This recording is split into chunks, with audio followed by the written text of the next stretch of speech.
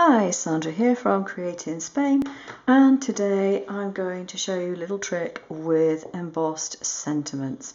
Now I'm just going to take a little bit of my powder, which is straightforward talc, swish my brush in here and then go over my card to take off any greasy fingerprints or static, whichever.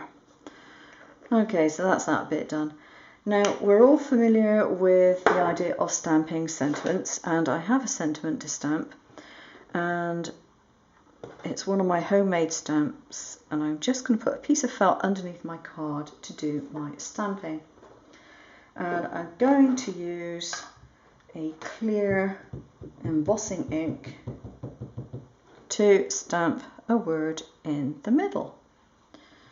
In this particular case, it says birthday. There we go. And pile on my embossing powder. This is a white powder from Wow, and it's a beautiful, brilliant white. I love this one, especially if you put it on something like black or dark blue. It's lovely.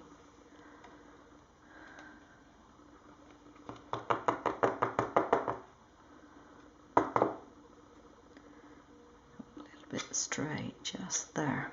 There we go. So I'm just going to heat emboss this. Okay, so there we are. That's the main sentiment embossed. Now you notice that it only says birthday, there's nothing else on it.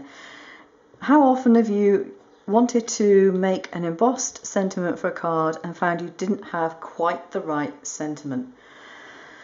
Probably quite a few times, and the way to get around this is to use an embossing pen and to write your own.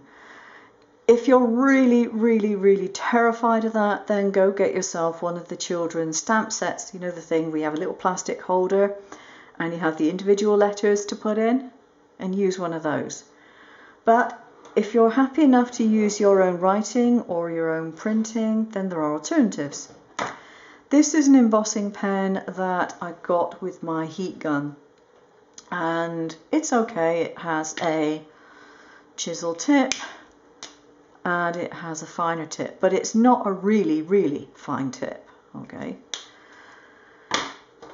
If you're stuck, you can use a Zig two-way glue gun. This one is too thick a nib for what I want at the moment, but you know, you can buy them in thinner nibs.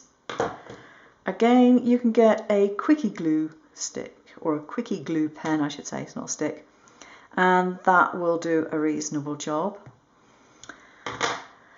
With those, it depends very much on the combination of your powder and the glue. Some do better than others, and you do need for it to run out quite well in order for it to work.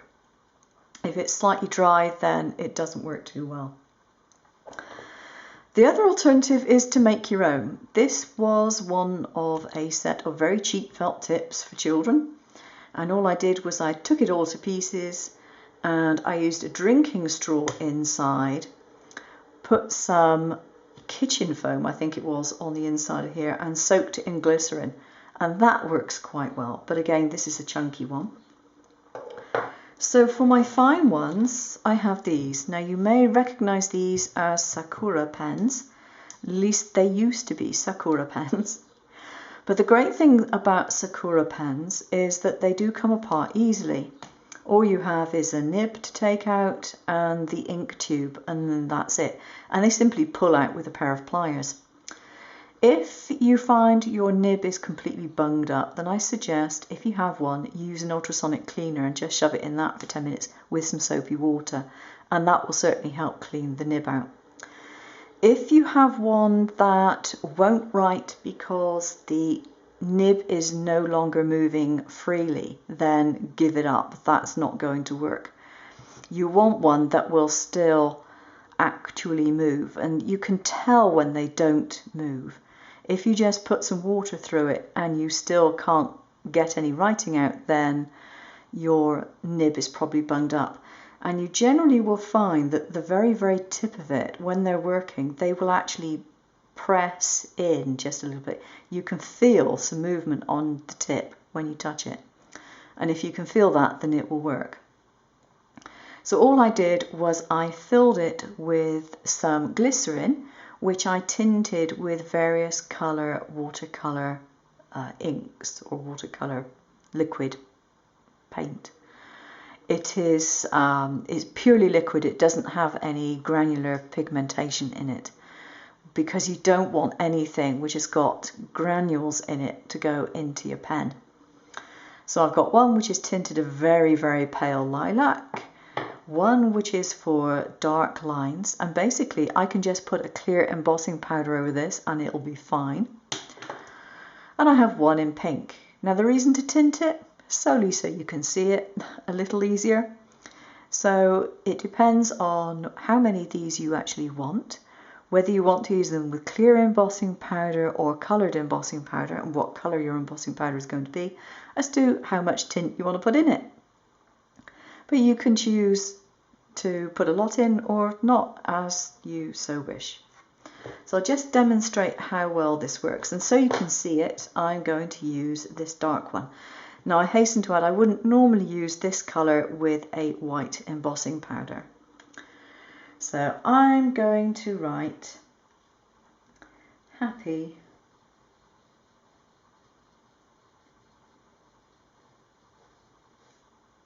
there we go, in small writing, and just put some embossing powder over that so you can see how it actually works.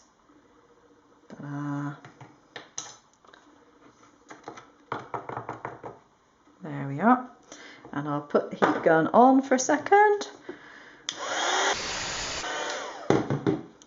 Now you should be able to see that that has embossed it, but with the dark colour you get some of the dark colour popping up from underneath. But it works perfectly well, and if I use the pink one, I'm going to do wishes.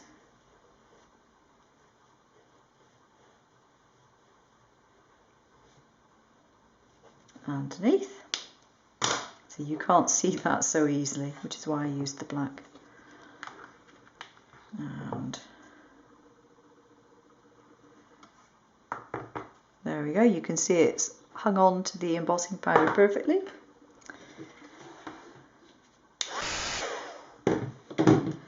And there we are, the embossing is completed, and that gives a really, really nice fine writing. Now you can experiment with different ballpoint pens that you might have, different gel pens.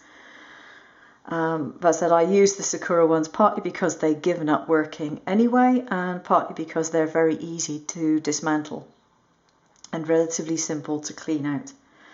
So doing that, you can just take your one main sentiment and then add your extra bits. It might be sending best wishes, and then you can write to you underneath, or anything else that you so wish. But it will save you money on buying stamps that you don't necessarily want to use time and time again. Okay, thanks for watching. Take care now. Bye bye.